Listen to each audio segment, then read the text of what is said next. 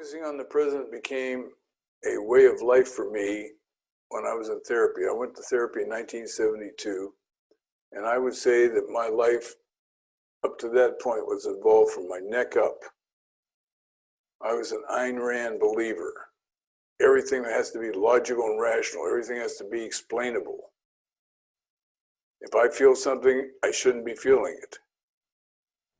Just a whole bunch of standard fucked up lessons I got from my parents. You can't feel that way, but I do feel that way. I didn't learn that until I went to therapy. In therapy, I learned the easiest way to have mental health is to stay in the present, right here. There's no yesterday, there's no tomorrow, there's just this eternal moment that we live in. The rest is nonsense. You don't know what's going to happen tomorrow, and you don't know, and what happened yesterday is gone. It's fucking, all we have is this moment. Everything else isn't here yet, or it's already gone. This moment. So if you can stay here, what happens is everything becomes obvious. Everything becomes simple. You can think your way through things. You can understand what's going on. You know what to do without thinking about it very hard. It's amazing. And the fascinating thing about it to me is I've been doing this since I was 37, roughly, that the time between 37 and my present age of 80, it seems like a gazillion fucking years ago. And my friends who are old say, God, where did my life go? It just went by so fast. Well, they weren't living in the present. They were in their head, and they missed it. If you're in the present, days seem like forever. Forever. I mean, like, it's 10 o'clock in the morning now. I've been up since 6:30. And it seems like a long, long time ago I sat down here to start this stuff. Because I've been here in the present every moment.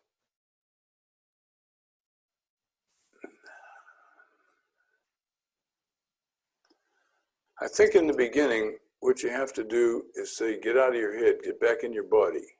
Fritz Perls' mandate was lose your mind, come to your senses. Your senses, your touch, feel, hearing, seeing, tasting, your senses. And taming a gremlin, when you want to get into the present, like I teach guys to do this before they go to a party, when they come up to the door of the house, stand there, don't knock on the door yet. Say to yourself, what do I see? An oak door. What do I hear? I hear the music coming through the door. What do I smell? Cigarette smoke. What do I taste? The coffee. What do I feel? My hands are a little bit sweaty. Now you're out of your head and you're in your body. Now when you walk in the door, you're going to be able to see all the body language in the room coming at you. You're going to know it and see it without thinking because you're in the present. You're like a dog or a cat. You're just right here. You're not in your head. You're there in the room seeing all this stuff and it's all hitting you. Your focus is outward when you do that. When you get in the present, you're what we call in therapy aggressing on the environment with your senses. You're not thinking, you're just taking the whole thing in. Now this all sounds like hippie mystical bullshit to some people, but I'm living proof it works. Okay. It works. And everything in this book I've done and lived, and every mistake I made, I learned from. Every fucking one of them, all right? I very rarely make the same mistake twice, except getting married for 3 different times. I make the big mistakes. That's what Brandon said to me. Brandon said that to me one time. Oh God, I'm gonna guess. I went to him in 72, and by 75, he realized that I was going to be good at this. And I wasn't really his pet, but almost his pet, because I was a lot older than the other guys. They were all grad students, and I didn't go to grad school till I was 37, so I was way older.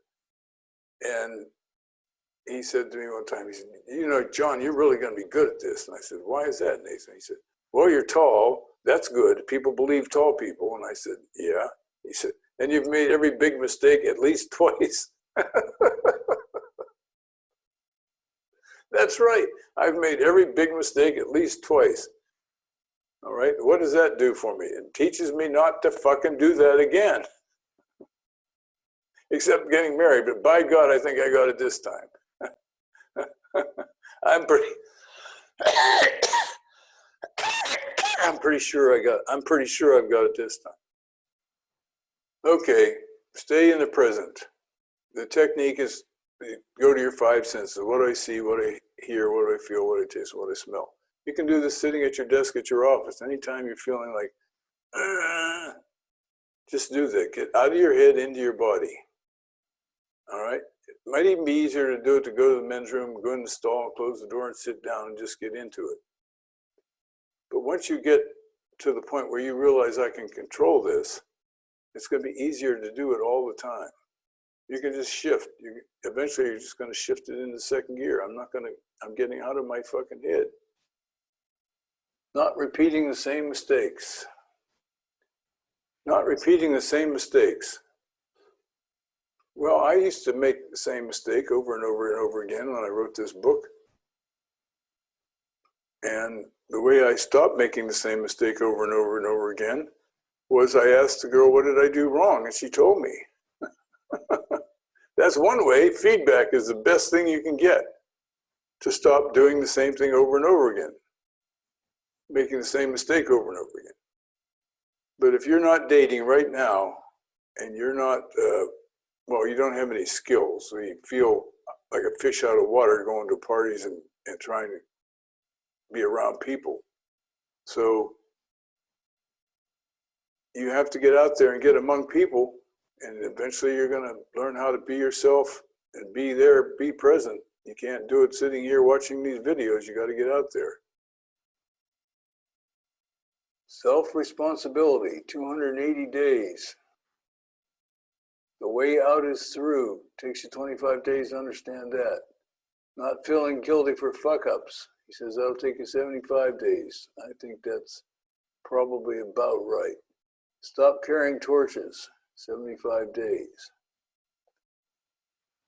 Self-responsibility just means that you're responsible for everything you do, but you already know that. Logically you know that, but emotionally you don't know that yet.